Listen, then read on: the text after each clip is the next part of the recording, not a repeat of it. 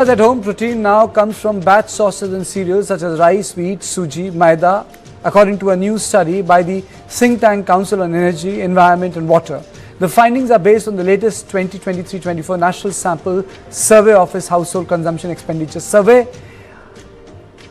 A rich protein diet supports the body's growth, repair and immune function. However, the study suggests that while Indians are eating more protein overall, much of it comes from food that offers lower quality amino acids and poorer digestibility than other protein sources. On average, Indian consumes 55.6 grams of protein a day at home, adequate by national standards, but cereals account for nearly 50% of the intake, far higher than the National Institute of Nutrition's recommended 32%. Pulses, traditionally a staple source of protein, now account for only 11% of the protein intake, falling significantly short of the recommended 19%. Coarse grain like jowar, bajra and ragi have seen a steep of 40% drop in per capita consumption in a decade. The dominance of the poor sources of protein comes at the cost of better quality protein sources such as pulses, dairy, eggs, fish and meat. The study also paints to consistent underconsumption of vegetables, fruits and pulses alongside excess intake of cooking oil, sugar and salt. The good sources of protein includes pulses, dairy products, eggs, fish and meat. Cereals lack lysine, an essential amino acid critical for growth, required for muscle maintenance and other psychological functions, says the author of the study. Batch sources of protein in our diet include cereals, rice, wheat, suji and maida.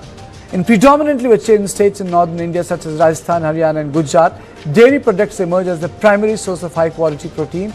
In contrast, in largely non-vegetarian regions like northeast, coastal south and the parts of eastern India, eggs, fish and meat play a more dominant role. India's protein intake has increased only marginally, but disparities remain pronounced.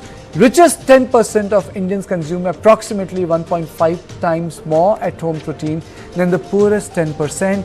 Animal-based protein consumption shows the widest gap. Poorest rural households meet only 38% of the recommended daily allowance for eggs, fish and meat, while the wealthiest exceed the recommendation at 123%. Milk consumption shows a similar pattern with only one-third of the recommended level among the poorest compared with the over 110% among the highest expenditure group. Earlier, ICMR had warned that 83% of the Indian adults have at least one metabolic risk factor, including high BP, high cholesterol, obesity or diabetes. Traditional diets and active routines have been replaced by sedentary living and meals loaded with carbohydrates. Shifting to protein-rich diets may be the answer. Are we staring at a protein crisis in India? On this issue, I am joined by Dr. Shikha Sharma, founder of One Health and a veteran nutritionist. My question to you is straight and simple, madam. How do we resolve this issue of bad protein sources in our country? See, the first thing which I think is very important is that if we start having local produce like ragi, like jowar, like bajra, and also have local leafy vegetables like mustard greens, like beet greens, like moringa leaves, which is available all over India, we can turn the tide on this protein deficiency.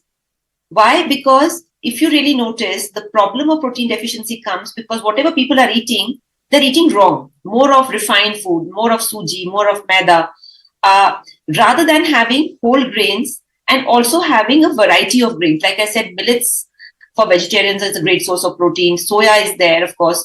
Dairy, if in villages or if they, whatever little they can afford.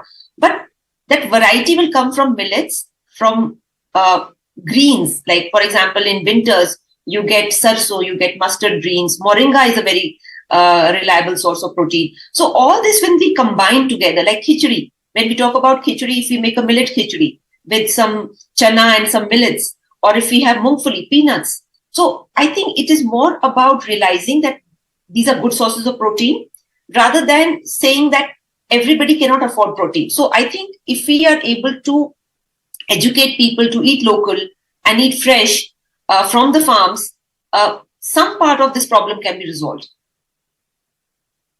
So you are saying it's not what we eat, it is also how we eat, how we cook our food. But madam, please break the myth around vegetarianism. How do vegetarians get good protein? Yes. So now let's talk about two different kinds of vegetarians.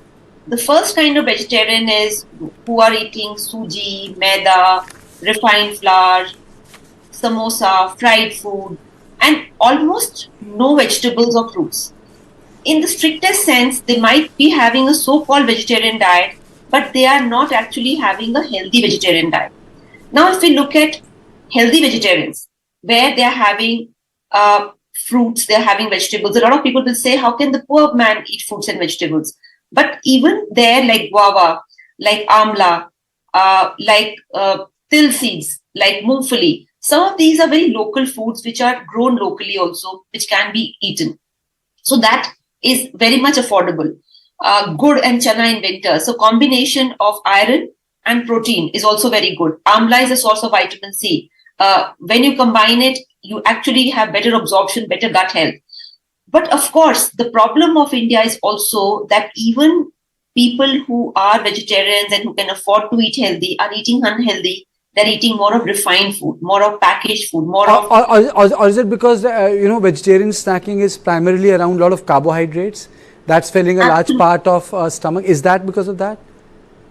Bullseye. That's the problem. The problem is the vegetarian snack on unhealthy foods, which is full of carbs and potatoes and rice and refined rice. So that is where the problem is coming from.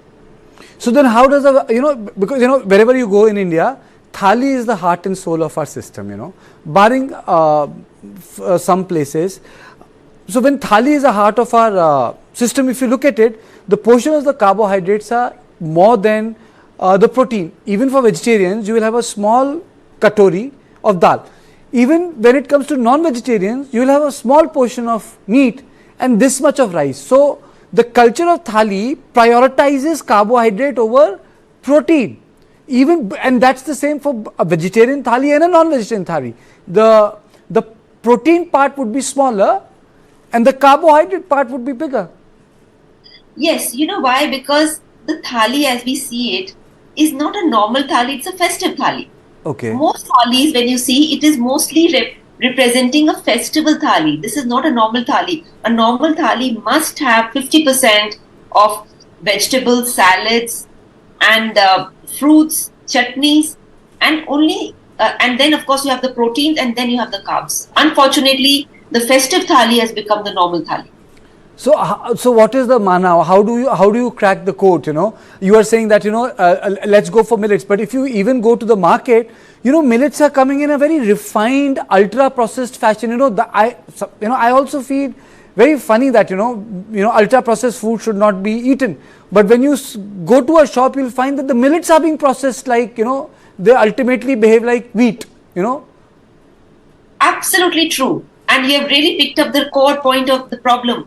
Today, millets are being mistreated the way wheat was mistreated, by refining it, by putting refined oil, by putting preservatives. So you find millet noodles, you find millet processed cookies.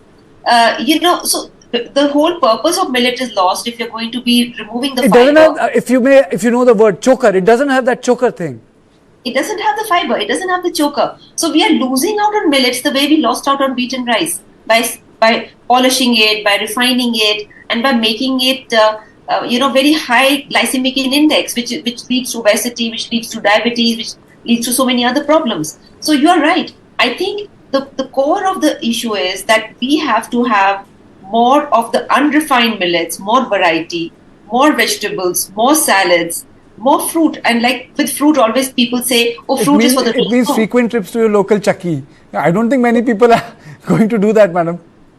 Yes, and also like for example, let me give you a small recipe. So suppose if you do boiled chana, boiled black chana, and with boiled black chana, you put tomatoes, you put cucumber, you put some salad leaves, and then you put a little bit of spices on it to flavor. That is a good meal by itself. You don't need to have a lot of rice and a lot of other things to feel full, because in that you have a lot of chana you can have, whether it's white chana or black chana, even bean salads. Like if you boil rajma and then you put a lot of vegetables in it, beans and sauteed cabbage and everything, it's a good meal.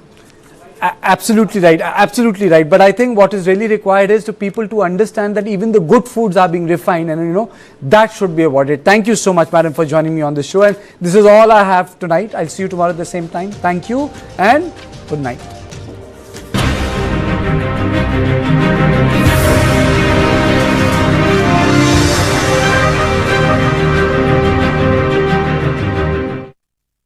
सोच रहा हूँ term life insurance ले लूं ताकि मेरे बाद family को पैसों की कमी ना हो। तू भी ले ले। हमें जल्दी क्या है, बाद में देख लेंगे। आराम से आराम से आराम से। अपने कुणाल को हार्ट अटैक आ गया यार। पॉलिसी बाजार